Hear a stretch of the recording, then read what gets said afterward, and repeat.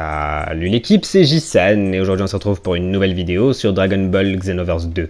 Et ce que je vous propose aujourd'hui, c'est tout simplement de partir pour une vidéo build de ma magnifique Neferupito. Neferupito, c'est qui? C'est tout simplement une Majin orientée full super frappe. Je vous l'avais déjà présenté dans une vidéo full combat. Et du coup, ce que je vous propose, c'est tout simplement de partir pour une vidéo build très rapide pour vous montrer en détail sa Kyukyubank, ses attributs, etc.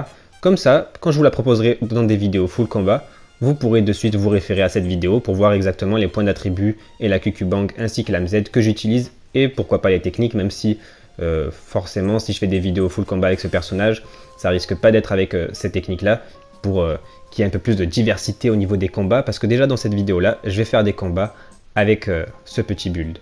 Et du coup, ce que je vous propose, c'est de partir sans plus attendre pour les points d'attribut. Alors au niveau des points d'attribut, j'ai mis 125 en santé, rien en ki et en endurance comme d'habitude, 125 en attaque de base et 125 en super frappe. Rien en super Kikoa parce que c'est un build orienté full super frappe, donc on va être vraiment au corps à corps, on n'utilisera pas de technique à base de Kikoa.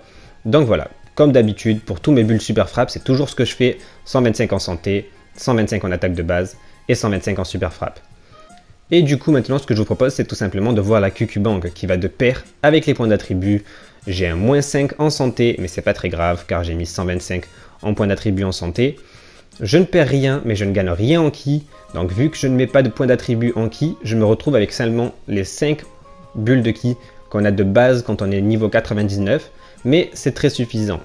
J'ai mis 5 en endurance, et 5 en attaque de base et 5 en super frappe. J'ai vraiment voulu booster un maximum les dégâts du haut corps à corps. Je garde toujours les 5 points en endurance car c'est essentiel d'avoir au minimum 7 bulles d'endurance pour pouvoir se téléporter au moins 3 fois. Et j'ai un malus de 5 au niveau des super Kikoa, mais ça c'est pas très grave car c'est un build vraiment orienté full super frappe.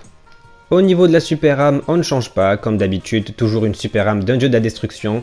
Pour le coup, c'est un personnage orienté full super frappe, du coup j'ai pris celle de Champa, le dieu de la destruction, peu après le début du combat, améliore la puissance des attaques au corps à corps.